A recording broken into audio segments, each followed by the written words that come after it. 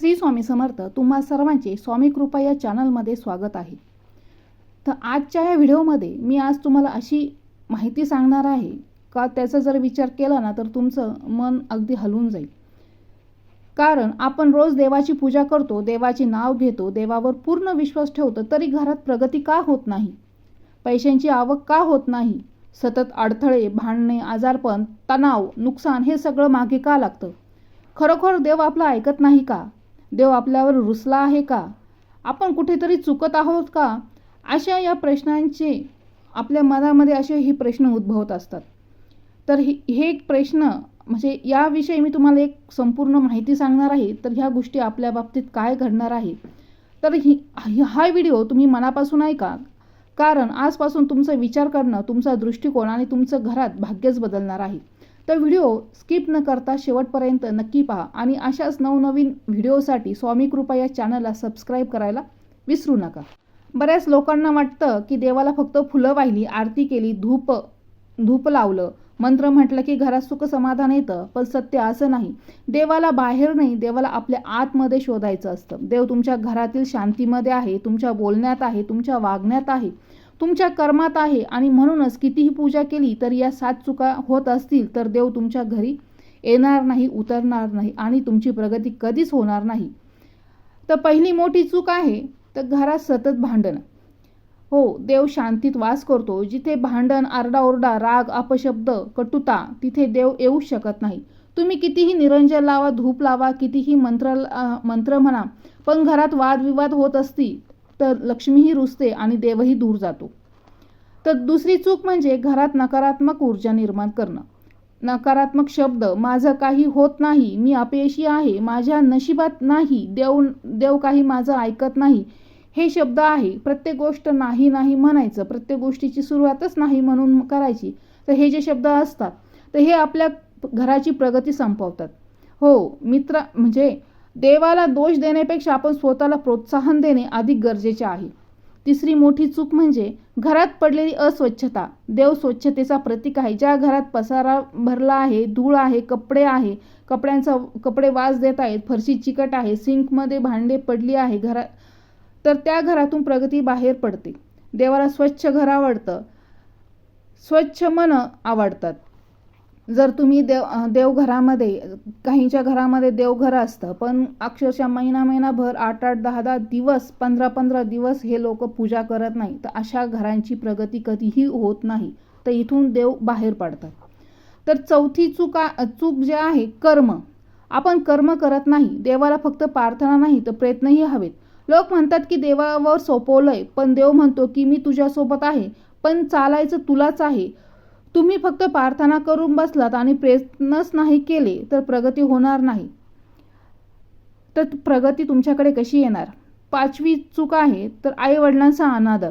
ज्या घरात आईवडिलांचा अपमान होतो तिथे देव कधीच टिकत नाही. पालकांचा आदर म्हणजे देवांचा आदर, त्यांचा आशीर्वाद म्हणजे सर्वश्रेष्ठ भाग्य. तर 6वी चूक वाईट नजर, ईर्ष्या, मत्सर, दुसऱ्यांच्या यशावर जळणे, दुसऱ्यांची प्रगती आपल्या स्वतःला न देखवणे, मन नेहमीच म्हणजे दुसऱ्यांचं जलन होते असते आणि मनामध्ये कोरडेच राहतात. तर देवाला साधं, निर्मळ, स्वच्छ हृदय आवडतं. राग, मत्सर, द्वेष, कटुता हे सगळं देवापासून दूर ठेवतात. 7वी आणि सर्वात मोठी चूक म्हणजे मनातून देवावर विश्वास नसते. ओठांनी देवा देवा म्हणायचं आणि मनात शंका करायची का देवाच्या अस्तित्वाविषयी तुम्हाला शंका निर्माण होणे की तुम्हाला माहित आहे का हा देव हा शब्दांना नाही तर मनाला ऐकतो. म्हणून मनातून देवावर विश्वास ठेवायला लागलं तर त्याच क्षणापासून प्रगतीची दारं उघडू लागतात. तर ह्या सगळ्या चुका जर तुमच्याकडून होत असेल तर अटळ आहे, तर तुमची प्रगती कधीच होणार नाही. तर ह्या चुका टाळायच्या असतील तर जर ते पुढचे महत्त्वाचे मी उपाय सांगणार आहे तर ते पुढचे उपाय नक्की करा. प्रगती थांबले असेल, घरात शांतता नसेल, पैसा अडत असेल तर आयुष्य बदलायला हे उपाय खूप छोटे छोटे आहेत, प्रभाव मात्र प्रचंड आहे. मन लावून ऐका. पहिला उपाय, दररोज घरात शांतता ठेवा. देवाला ना मोठे दिवे लागतात ना मोठ्या फुलांच्या हाराची गरज असते. देवाला ना फक्त शांतता हवी असते. जिथं भांडण कमी असते, समजूत जास्त, तिथे देव स्वतः पाऊल ठेवतो. घरात अडथळे येत असतील तर भांडण पहिल्यांदा थांबवा. अनेक घरी मी पाहिलं आहे का लहान सहान गोष्टींवरून तासनतास राग बोलणंच बंद आणि मग म्हणतात देव मदत करत नाही. तर देव कधीच भांडणात राहत नाही. पती पत्नी असो, भावंड असो, सासू सुना असो, शांततेने बोलले की समाधान तिथेच होतं. फक्त दिवसातून किंवा एकदा तरी आज आपण भांडण करायचं नाही असं मनोमन ठरवा. बघा घराची ऊर्जा कशी बदलते. शांतता म्हणजेच देवाचं पहिलं आगमन. दुसरा उपाय आहे सकाळी तुपाचा दिवा लावा आणि सकारात्मक वाक्य बोला. उपाय अगदी साधा वाटतो पण प्रभाव मात्र खूप मोठा आहे. सकाळी तुपाचा दिवा लावला की घरातील नकारात्मक कंपनं जळून जातात. दिवा म्हणजे प्रकाश आणि प्रकाश म्हणजे कृपा. दिवा लावताना फक्त एवढं एक वाक्य बोला का माझ्या घरात भरभराट येत आहे, देव माझ्या सोबत आहे. हे वाक्य मनातून म्हटले की घरातली ऊर्जा बदलते. तुमच्या मनात आत्मविश्वास येतो आणि दारात नवीन संधी उभ्या राहतात. देवाला भावना हवी असते आणि ही भावना दिवा लावताना मनातून गेली की देव तुमचं म्हणणं ऐकतो. तिसरा उपाय म्हणजे घराची स्वच्छता. देवाला स्वच्छतेमधूनच मार्ग दिसतो. घरात जुनी वस्तू, तुटकी भांडे, फाटके कपडे, वापरात नसले सामान हे सगळं ऊर्जा अडवतात. पैसा येणार असतो पण घरातली नकारात्मकता त्याला थांबवते. म्हणून आठवड्यातून घरात एकदा तरी घरातल्या अनावश्यक वस्तू साफ करा. जे तुटलेलं आहे ते बाहेर काढा. जे वापरत नाही ते दान करा. घराची स्वच्छता म्हणजे फक्त झाडू नाही तर घरातून जुने वाईट विचार, वाईट वस्तू त्या काढून टाकणे. हे तुम्ही केलं की घरात आनंद, समृद्धी आणि देवाची कृपा व्हायला सुरुवात होते. चौथा उपाय आहे आई वडिलांचा आशीर्वाद. हा छोटा उपाय वाटतो पण याची शक्ती प्रचंड आहे. ज्या घरात पालकांचा सन्मान आहे तेथे देवाला स्वतःला राहायला आवडतं. आई वडिलांनी सकाळी देव भले करो असं म्हटलं की तो आशीर्वाद थेट तुमच्या भाग्यात वाढ करतो. आई वडिलांचा आशीर्वाद म्हणजे चालता बोलता देव. त्यांचं अस्तित्वच पुण्य आहे. त्यांच्या पायाला स्पर्श करा. त्यांचं समाधान मिळवा. प्रगती तुमच्या मागे धावत येईल. जिथे वृद्धांचे अश्रू आहेत तिथे देव थांबत नाही आणि जिथे त्यांचं हसू आहे तिथे देव मंदिर बनवतो. तर पाचवा उपाय आहे दररोज देवाचं नाव मनातून घ्या. देवाला ओठांचे शब्द नको आहेत, मनाची हाक हवी असते. तुम्ही कितीही माळा घाला, कितीही पाठ वाचा, कितीही पारायण करा पण मनात जर शंका असेल, भावनाच नसेल देवापर्यंत पोहोचत नाही. म्हणून रोज 2 मिनिट का होईना बसून फक्त मनातून म्हणा देवा तू आहेस माझ्यासोबत, तू माझ्यासोबत आहेस. हेच मनातून गेलं की तुमच्या आयुष्यात अडथळे आपोआप बाजूला होतात. देव मनाने, भावनेने, श्रद्धेने बोलवायचा, आवाजाने नाही. सहावा उपाय आहे दत्तगुरूंचं आणि स्वामी समर्थांचं नामस्मरण.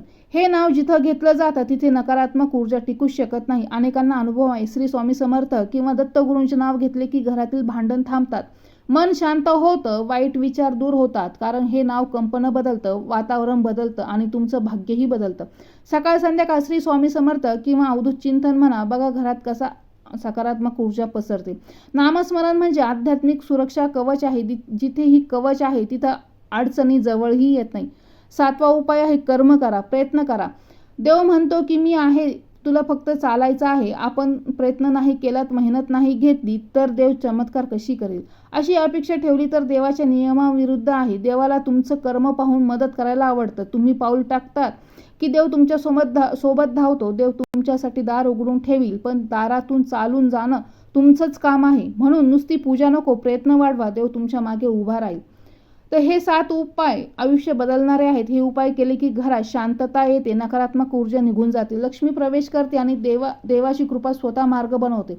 देवाला मोठी पूजा नको आहे, छोट्या छोट्या चांगल्या सवयी हव्यात आणि त्या सवयी तुम्ही आजपासून सुरू केल्या तर तुमच्या घराची प्रगती कोणीही थांबवू शकत नाही. तर देवाला आपल्याकडून फक्त एक गोष्ट हवी असते, तर एक निर्मळ, स्वच्छ आणि सात्विक वागणं.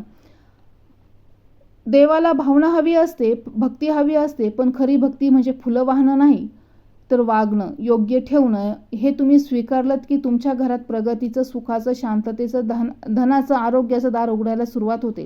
तर आजचा हा व्हिडिओ तुम्हाला काहीतरी शिकून गेला असेल तर कमेंटमध्ये नक्की श्री स्वामी समर्थ किंवा अवधूत चिंतन श्री गुरुदेव दत्त हे नक्की लिहा. तर पुन्हा भेटूया अशाच नवीन आध्यात्मिक माहितीसाठी. तोपर्यंत श्री स्वामी समर्थ.